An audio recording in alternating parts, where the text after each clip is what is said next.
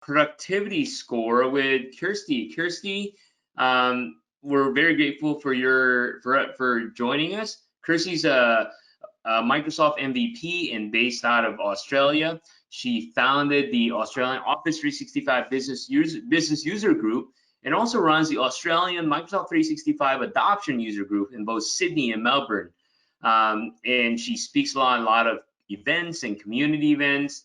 And her organization helps Australian organizations maximize ROI in their Microsoft 365 investment.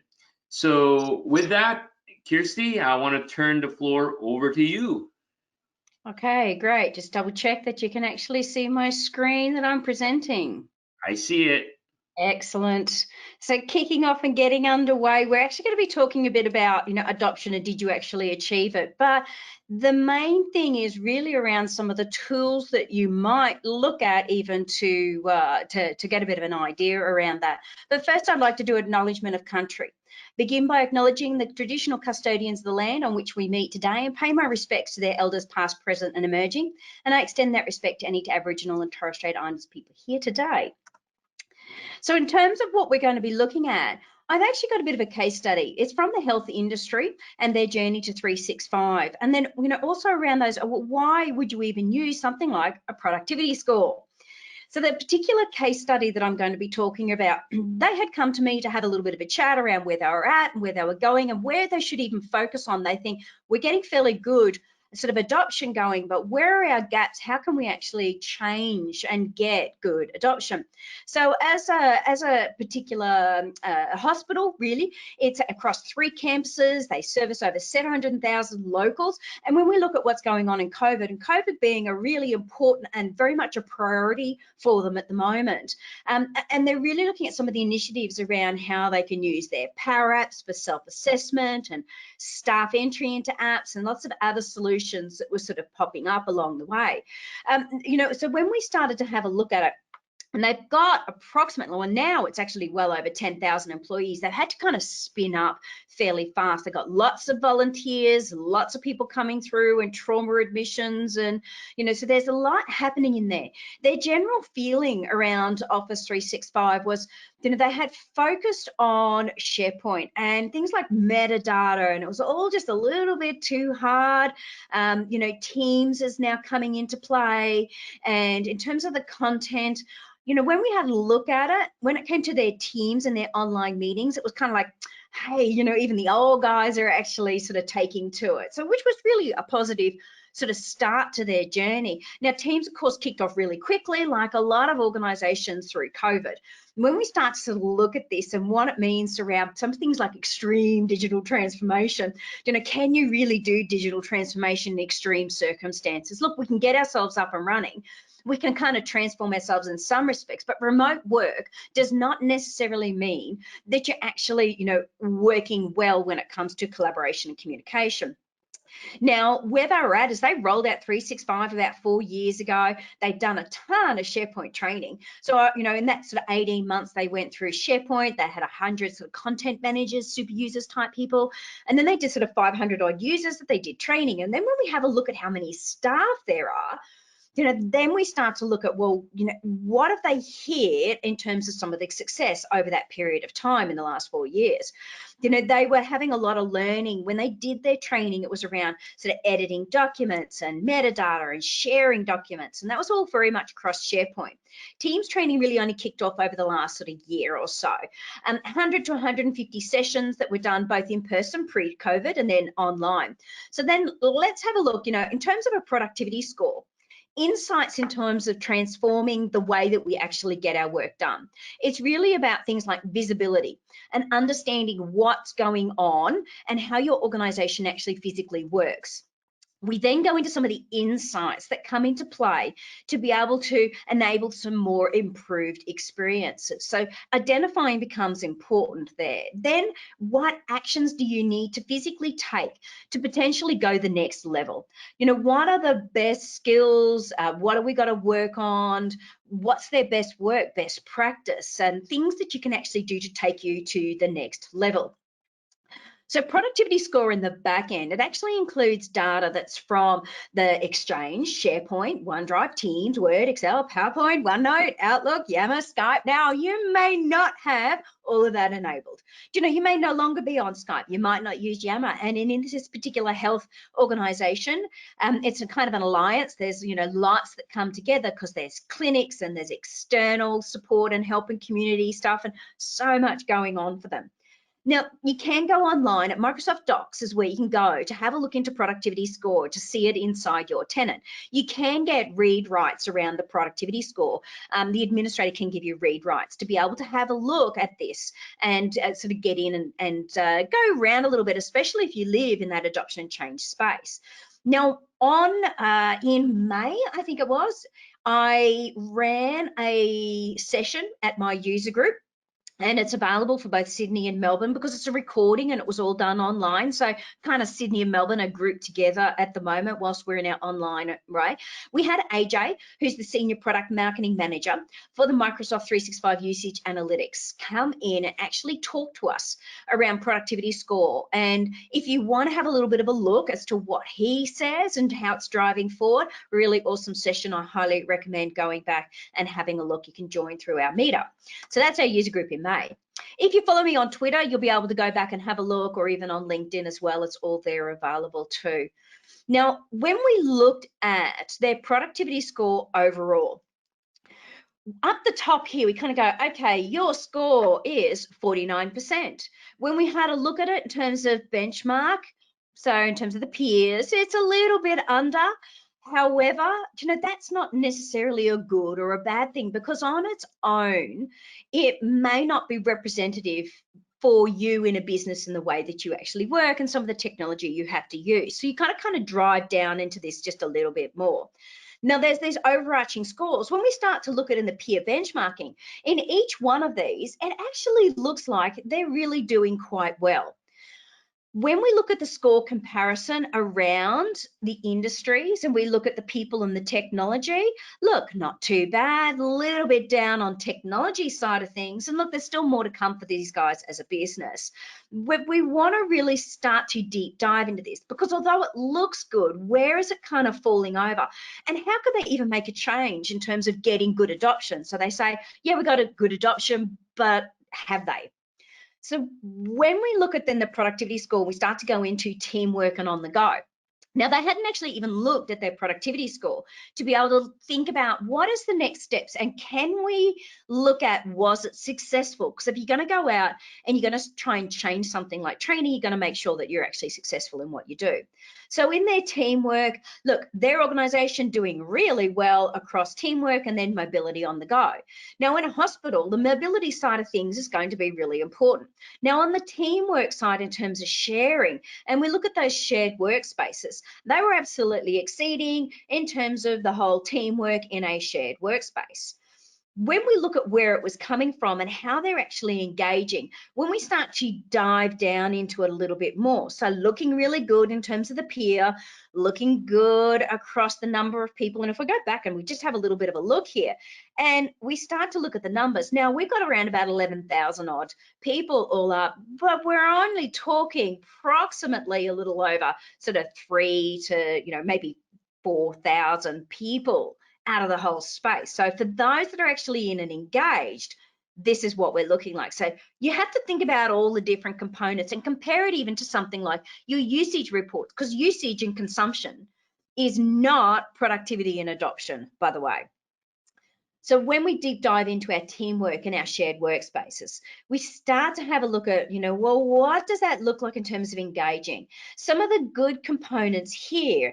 And when we talk about our teamwork and collaborating in a workspace, now don't forget, we've got things like SharePoint and we've got Teams. So when we start to dive down and we look into those workspaces through something like Teams where we're collaborating, down over on the left here, in terms of sending email, and this is sort of in Microsoft Teams, no, not really quite up and running and going yet. Sending messages and creating and reading content, you know, they're all still down a little bit.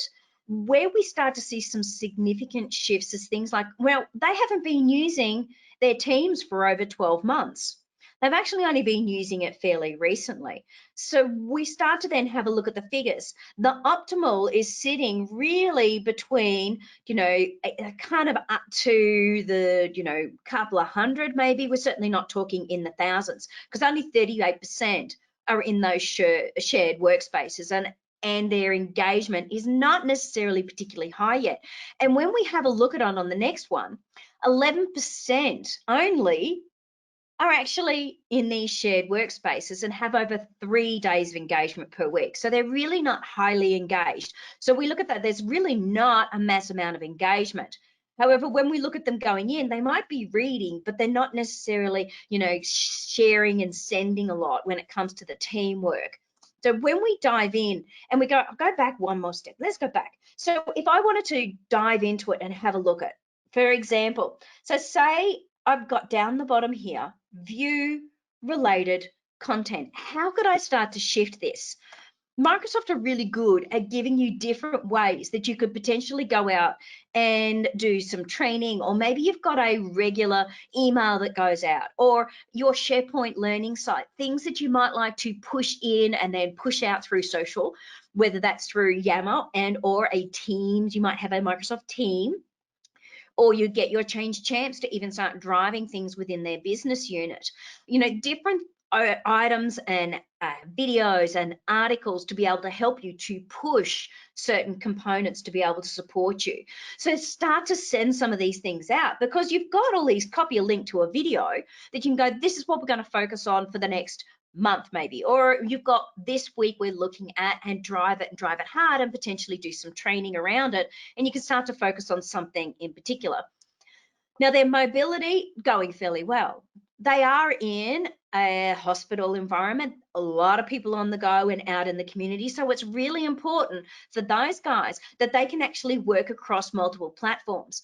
And when we look at the devices that they've often got around the hospital, they're going via a web platform. They're not necessarily going through the desktop, because so many people are on all those devices that they kind of log in through the web to be able to get working. So there is a lot of web only in this. And when it comes to the remote working, we're not going to see that particularly high, because these guys are emergency workers, and a lot of them are actually going to be on site. So for your organization, in terms of supporting remote work, this is a little different, because it's a different kind of environment. So the next piece around that collaboration, and we start to have a look at it, then we go around documents. Now, don't forget they did SharePoint training. So we've got lots of people that are actually reading. Out of the 11,000 that are going to be on there, lots of readers. Not uncommon to have plenty of reader stalkers, as we kind of might say, you might read, but not as many that sit in the creator space, which is okay. Now, you always have to have a look at your audience, because you may not have a particularly high score where you've got a lot of readers. And when we're looking at the health industry, for example, they're pushing out a lot of information, to example, for nurses that are going to read. They're not going to necessarily create. Maybe the nursing manager is creating. So have a look, is it relevant for you guys as an industry to really look at that as a productivity score?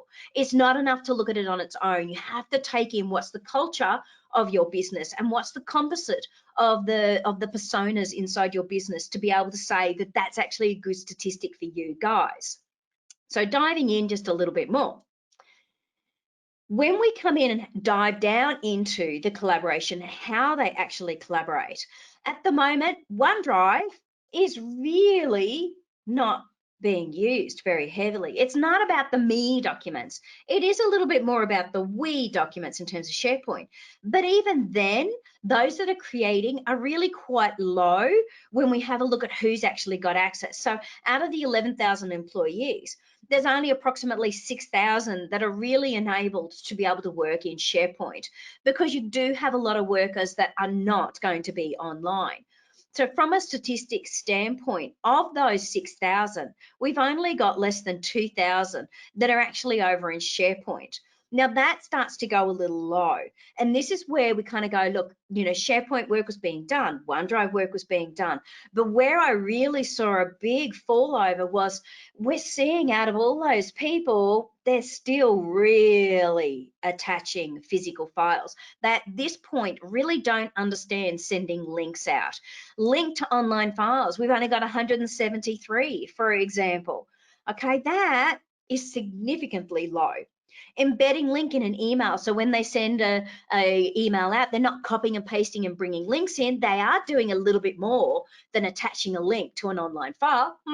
Okay, so they've got some components there, but as a habit, it's not been broken yet. They are very much attaching physical files as they start to send those emails out. So I kind of went, look, these are things you need to then start really looking at. If you want to do a how do we get good collaboration going, collaboration doesn't come when we attach a file and we send it over. That's you do your work over there, I do my work here. Okay, and there's nothing going on really between us. So good co-collaboration then starts to come into play. If you really want to adopt that technology, you're going to need to push that really hard. Now on the share externally, this one here kind of came up. It's like, can you share externally? It's like, well, that's something that we're really looking into, and we've got to start focusing on it. We've got a couple that are actually doing it. We've got to find better ways so that it can actually be just a little bit more, I suppose, secure in the way that they're actually going to do it. So this was sort of some of the next steps. You only share internally. Look, that's not too bad, but they still need to drive that forward. So only at this point, 18% of the people are collaborating on 4 or more Office files. So when we look at the no collaboration, wow, that's a lot of people. But is it statistically significant? Out of the 11,000, if you go, really, of those, we've got 7,000. But most of the organization, in fact, 3/4 or more, would never, ever, ever collaborate on a file. They're just going to read it. Okay. So that can then come into play. So in terms of the how do they collaborate, exploring some of these collaborations, when it came to that attaching and we looked at the relevant, you can go in and send out some of that learning for people to understand. And this was a program that they were then going away and looking at how do we go to that next step and get some good collaboration going, because there's often lots of collaboration going between medical professionals, for example, on different reports and on different client information. So it was something that was really being looked at because they can see the value of it. On their communication side of things, doing quite well. More than one mode of communication up there. Okay, let's have a look. Using more than one mode. Sending a lot of email. Okay, that's not uncommon. Are they sending it in Teams? Now they've just started on their journey to Teams. Look, they're going quite well for a starting to journey Teams, but there's an awful lot more to go. When you have a look at it, lots happening around the chat messaging, still more on the mail, slowly getting there on chat messaging, and then there's those channel conversations. They're looking into things like Translate in the chat messages so that they can actually help work with, for example, not needing to bring a translator in to be able to chat with patients. So these are sorts of things that can maybe come into play as a scenario, even when you start to look at, some of the related content. Put it into, well, how could you use that as a feature? And what could the scenario be to increase things like chat messaging? They're not really using things like @mentioned for targeted at this point, something to maybe look at in terms of training. They're not using Yammer, so this is not coming in and not necessarily relevant at this point because Yammer is not being worked on. However, I've spoken with them about the beauty of using Yammer as a community, considering they've got quite a wide community that could be having chats. They could use Teams instead, but when you start to look at the numbers, it might be better to have a Yammer community instead. Related content around communication. Look, there's so much related content they could potentially go in to start doing training. And the focus really wanted to be more around starting to work in the channels. And there's a lot more there that you can have a look at. When it came to meetings and best practice, look, they're a little lower on the best practice, but going fairly well in terms of the meetings. So there's 17,000 odd meetings over that benchmark. Lots are actually using video, which is really good. Not as much on the screen sharing. That's okay. When we look at it, may not be needed. But what I do like is 85% are less than 30 minutes long. They're doing kind of these quick, short stand-ups. Throw that on, have a chat, do the face-to-face. Okay, so we're seeing some really good practices there where it's just short and sharp and getting answers that they need rather than lots of emails back and forward. So they're not doing too badly. However, only 6% are participating in instant meetings. So when we look at those instant one-on-one calls, they're not necessarily being kicked off at this point, or group calls. They're doing lots of scheduled kind of meetings and lots of recurring meetings, but there's a little bit more to go in terms of best practice there. One of the last reports that came into play was around business continuity. It is new. So this report was really brought into play when it came to remote work. So a new part in terms of impact around work-life balance and being able to adjust when it comes to working from home. Look, not as relevant, I suppose, at this point for someone like a health organization, for example, and whether those remote meetings are really going to be able to support the decision making. Now, when we looked at, it's got a slight increase of 5% in the last 90 days. Is it really needed per se for these guys? Not so much, but something for other organizations to have a look at and deep dive in. So it gives you a bit of an idea of how they were going on the journey, how you could drive potentially better adoption to where you want to go, and all around using your productivity score. You've got your personal analytics that you can have a look at, the My Analytics, for example, for your own workplace analytics that you could purchase. You've got your user reports, you've got your adoption reports, and you've got your productivity score. Lots of ways to be able to dive into it. But this one was very much around how could you get those scenarios and how could you improve to be able to increase adoption. So if you need to connect with me, please join us at the meetups, the Sydney and Melbourne. That's actually through Meetup, the app, and you can join and connect with me online and see other content as it comes up. Thanks very much, everyone. Back over to you. As always, thank you, Kirsty, and thank you for a lot of great insights. And again, feel free to connect with Kirsty.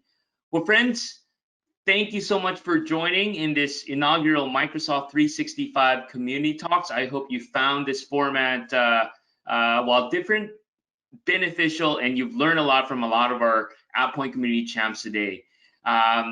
We're going to have all these sessions available to you. We'll post it. And other than that, we look forward to seeing you in our future events.